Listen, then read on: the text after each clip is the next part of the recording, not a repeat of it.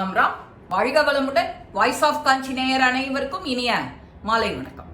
இன்னைக்கு ஜீவன் முக்தி என்ன, விதேக முக்தினா என்ன, அதுக்கு ரமண மகரிஷி ஒரு அருமையான எடுத்துக்காட்டு சொல்றார். ஜீவன் முக்தி, அவர்கிட்ட ஒரு பானர்ஜின்னு ஒரு வடக்கே இருந்து ஒரு அன்பர் வர, அவர் கேட்கிறார், ஜீவன் முக்திக்கும் விதேக முக்திக்கும் என்ன வித்தியாசம் சுவாமிஜி அப்படின்னு கேட்கிறார். அப்போ ரமண மகரிஷி ஒரு பெருசா வித்தியாசம்லாம் ஒன்றும் இல்லை, உடலோட இருக்கிற ஞானி ஜீவன் முக்தன், அந்த உடலை விடும்போது அவன் விதேக முக்தன். அதனால அந்த வித்தியாசம் காண்பவர் யாரோ அந்த ஞானிக்கு அல்ல, உடல் விடுவதற்கு முன்னாடியும் பின்னாடியும் அவர் தான் ஞானி. அவருக்கு எதுவுமே தெரியாது. துணி ஒருத்தனுக்கு ஈஸியா சொல்லணும்னா, எப்படி இந்த மது குடிச்சிட்டு இருக்கிறவனுக்கு துணி விலகினா தெரியாதோ அந்த நிலை இருக்கணுங்கிறார். விதேக முக்தியா இருந்தாலும் சரி, ஜீவன் முக்தியா இருந்தாலும் சரி, நாம எந்த நிலையில இருக்கோங்கிறதே அவனுக்கு தெரியக்கூடாது.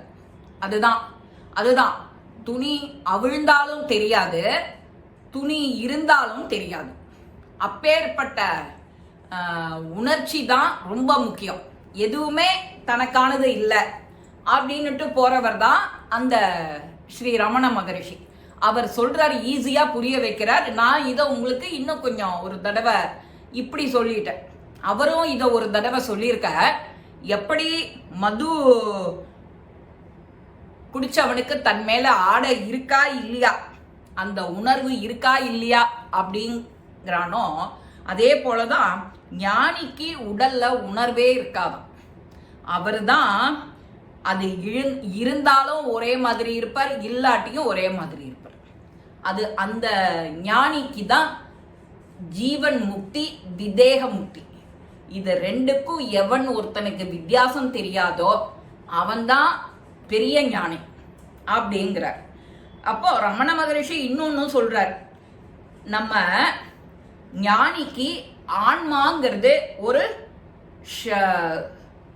சத் வஸ்து, சத்தியமான வஸ்து. உள்ளும் புறமும் வியாபிச்சு இருக்கிறவன் ஒருத்தன் தான். அதனால அத எப்படி ஒருத்தன் பயப்படாத அணுகிறானோ அவர் தான் பெரிய ஞானி. தனக்கு பசிக்கிறது, பசி இல்லாத நிலை, கொசு கடிக்கிறது, கொசு கடிக்காத நிலை, இதெல்லாம் யாருக்கு இருக்கோ அவன் தான் பெரிய ஞானி. ஜீவன் முக்தி, விதேக முக்தி அப்படிங்கிறார். அதே போல இந்த நம்ம முருகனுக்கு அரோகரான்னு சொல்றோம் இல்லையா, அந்த அரோகராக்கு என்ன அர்த்தம்? நாம கோவில்ல எல்லாரும் சொல்றா, வெற்றிவேல் முருகனுக்கு அரஹரோஹரான்னு சொல்றோம். அந்த ஹர அப்படிங்கிறதுனா நீக்கிறவன்னு பொருள். அந்த அரோகம் அப்படின்னா நோய் இல்லாம இருக்கிறவன்கிறது பொருள். அதனாலதான் அரோகராங்கிறது இறைவனே நோய் நொடிகளை நீக்கி துன்பங்கள்ல இருந்து விடுதலை தருபவன். அதனாலதான் அரஹரோஹரா அப்படின்னு சொல்றோம். வேற என்ன நாமாக்கள் நாம சொல்லுவோம்? கொஞ்சம் டயர்ட் ஆயிடுத்து அப்படின்னா நம்ம பார்வதி பதையே அரஹர மகாதேவான்னு சொல்லுவோம். சர்வத்திர கோவிந்த நாம சங்கீர்த்தனம், கோவிந்தா கோவிந்தா. சர்வத்திரன்னா எல்லா இடத்துலயும் என்ன துன்பம் இருந்தாலும் ஒன்ன சுத்தி இருக்கிறதெல்லாம் ஓடி போயிடும். கோவிந்தான்னு சொல்லிட்டா ஓடி போயிடும்.